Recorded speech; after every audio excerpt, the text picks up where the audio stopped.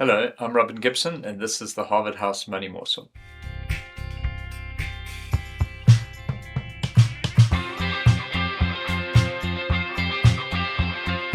Thank you for joining us again. Don't forget to subscribe and like and click the bell for a notification when we release a new video. Michael's asked me to change it up a little bit there. Hey, Michael? So I'm sitting again today with Michael Porter. Hello, Michael. Morning, Robin.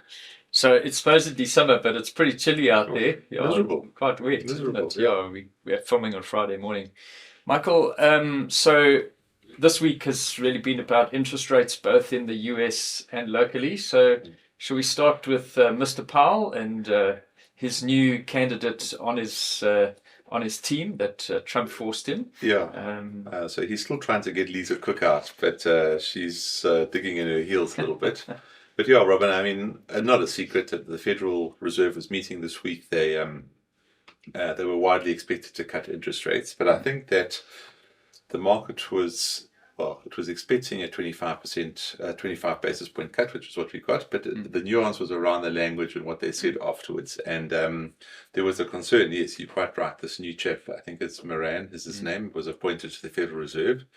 He was the only one that advocated for a 50 basis point cut. Yeah. Previously, Waller, two of the other governors had advocated for, or they dissented from the decision. And I think the market was really looking to see whether that dissent was going to grow and whether that would then imply that the political interference in the Fed was growing, and what implications that has for everything else.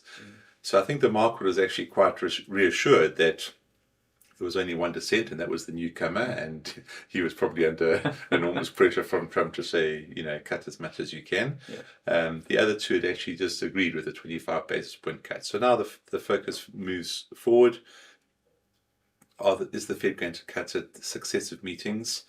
I think the market's generally pricing in another sort of 2 to 3 cuts, and I don't think the Fed's on hold. I think they will cut generally. And as we've discussed before, I think the labour market is weaker than it appears at the moment. So I think there is probably impetus for the Fed to cut 1 or 2 more times. So the market's taken heart from that. Again, I mean, we've talked about the good news is bad news and the bad news is good news. The Fed's cutting, but actually it's because the economy is weakening, and at some point I think the focus will shift onto where earnings are and maybe the slowdown in momentum in the economy and whether that can be averted. Yes, the next couple of months will probably be quite interesting. Yeah. So Michael, obviously in the same week, generally we sort of very often are parallel with America a few days later, and you would think that with them cutting, it gives space. I mean, our inflation is very benign. The rand is strengthening. The oil's going nowhere, so completely benign. And so I guess we were all really hoping we were going to do it. But our Reserve Bank is really focused on this new 3% target, aren't they? Yeah. In discussions also with Philly, I mean, we had a lot of discussion about whether the Reserve Bank would cut or not. And you're quite right. When inflation came out on Wednesday, it was forecast to be 3.6. It came out to 3.3%. Food inflation was lower than expected. And yes, it doesn't mean prices aren't going up. It just means that your steak wasn't quite as expensive as you might have thought. Yeah. But I think the Reserve Bank is in this real tussle, Robin. They're moving to this 3% inflation target. That will mean that the whole interest rate curve shifts lower, which is good for everybody, And I mean, it's good for borrowers, it's good for savers because assets will be repriced positively. So, and it's good for government. So, the debate was whether the Reserve Bank would cut rates again, almost as a sign saying that if we move to a low inflation target, you can expect lower rates, But you still have to get to that lower inflation target. And so, yes, they've decided to hold. It was a 50-50 call, and I think most people expected the Reserve Bank to hold. So I don't think it's uncontroversial.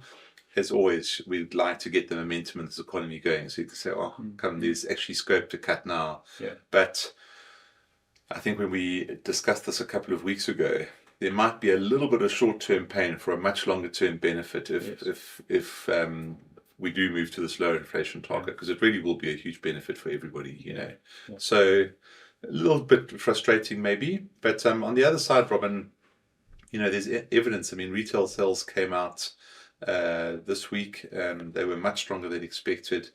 I know that there's a conference going on from one of the brokers, RMB, that we don't deal with, but a lot of companies are reporting there. And I think some of the news coming out is that trading in the last couple of months has been is accelerating. So some of the retailers are perking their heads up. So I think there is ample evidence that there is a recovery underway in SA.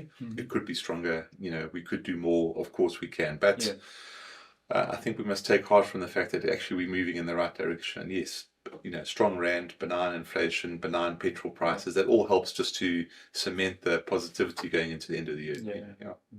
So Michael, this disconnect between the Minister of Finance and the Reserve Bank, I mean, he's kind of taken a unilateral decision that we're going to 3% from Reserve Bank side. I mean, we're completely independent. That's forcing back into policy at a government level, hey? Because it's going to feed back into where I do increases on sort of administered prices, Well, unfortunately, that particular bone of contention never seems to get through, prices go up 15-20%. But interestingly, I was just reading some commentary in the UK, and water prices have gone up 26% in the UK this year, so welcome to our world. It's so I think some of the world is grappling with the same issues, but yes, I think it sounds like at the medium-term budget in the early November that they might announce a formal move to this inflation target, because the Reserve Bank is putting pressure, and the Finance Ministry is saying, "Well, we just need to consult and make sure we're doing the right thing." Yeah.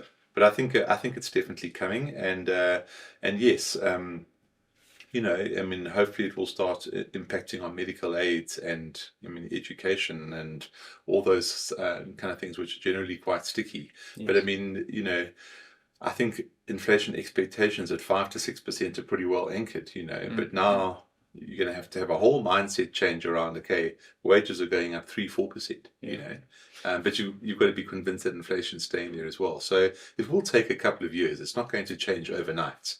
But if we can keep inflation at sort of the 3% level, then that conversation will increasingly start happening, Sounds to me like we need a conference with the UK, us to learn how to be at low inflation rate and them to learn how to be at high inflation rate, Michael.